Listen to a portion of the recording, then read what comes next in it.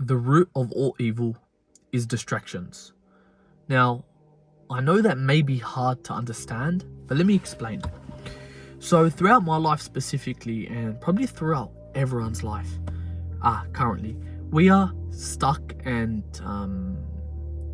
battling this perpetual loop of distractions, whether that be the shows we watch, the things we do, the people we hang out with. It's just a constant stream of both overstimulation and avoidance. And I've realized, for me specifically, in this temporary life, for me specifically, any time I've ever accomplished anything or made some breakthrough of any sort, and I believe this maybe can apply to everyone, it's happened in this state of stillness, if that's what I can even call it. I'm going to talk about that further in just a moment, but I want to say a couple things. This state of stillness, and any time I've ever been in it, I've accomplished some sort of thing for myself. Now, what do I mean by this? I'm constantly always watching TV shows, I'm constantly watching anime, and I'm constantly overstimulating myself with dopamine. I don't do anything meaningful for myself. And anytime I've ever reached out to read more, or record a video such as now, or done something meaningful and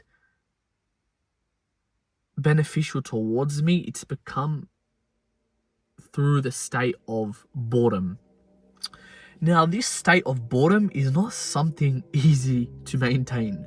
And I'll tell you that specifically. I've been in and out of this state for years now, and it's so difficult to maintain because we're in a society where everything is overstimulated. You look around and there's TVs everywhere, there's screens everywhere.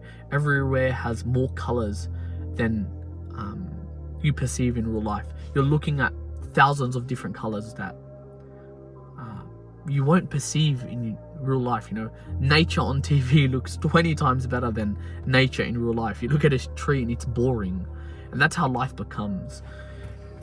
But there's a problem with the state of boredom. The state of boredom is the hardest state you'll ever reach. Now, for anything, you can be in pain in life, and you could have regrets in life, and you can be avoiding a lot of things in life, but there's something in the state of boredom you can't ignore, and it's everything floods back in. And that's the hard part about it. When you are bored, all your regrets come up. When you are bored, all your insecurities come up. When you are bored, everything that you've suppressed comes up. And that's why it's so hard to stick it out and stay in that state of boredom. You know, back in the day where the prophets and people like back in the day, that was your default state. But now we live in a society where you can't go on a drive without music. I can't go on a walk without music. I can't go to the gym without music. Nor can I eat without music. Nor you can't sit down and eat without a show. That's not healthy for us. But it's necessary. And it's difficult, but it's necessary, just as many things in life. But I just wanted to let you know that throughout my entire life of existing, in my 20 years of living, that state has been the most beneficial for me, as well as the most difficult to maintain. It's very difficult, but I think with time we can get there. And it might be you need to start removing things from your environment, right? Switch phones, turn off your screen, remove and detach yourself from that. It's not guaranteed to remove her. I mean, I've done a lot of sacrifices to remove as much as I can, but they're still persistent. You know, you go to your friend's house, your cousin's house, and there's TVs there. And this doesn't just apply to being bored, it applies to everything in life. You know, instead of eating chocolate, you might want to eat something healthy, and then therefore your tolerance and baseline for it drops down. And then things in life start becoming more enjoyable. Not even enjoyable, I wouldn't say enjoyable. Honestly, I'm not going to lie to you and say things become enjoyable. They just become okay.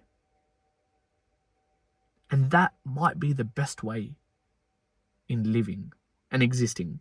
When you're going on a walk and it's not that, wow, this is so beautiful, I've had an epiphany, but just, this is okay for now.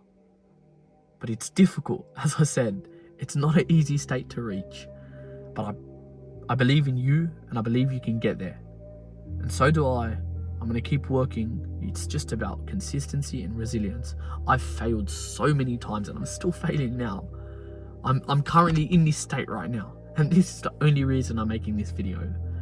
On my first day in this state, I've got nothing else to do right now but to make a video. It's a difficult state, as I said, because your body doesn't want to sit in boredom. It's the hardest thing for it to maintain. Everything you suppressed in your entire life, all your guilt, all your insecurities, your regrets, your pain, your problems, all surface during this time. And it's difficult, as I said, but necessary and needed for the human to evolve into what it shall be. Because without staying in this state long enough, you will never know yourself fully. And I'll leave you with that. It was a bit of a yap, I understand, but this is how my mind works when I'm in this state. So yeah, just understand what I'm trying to say, my point forward. I've pushed my point forward, and it's fairly simple. It's extremely hard, but fairly simple. Now, thanks for watching,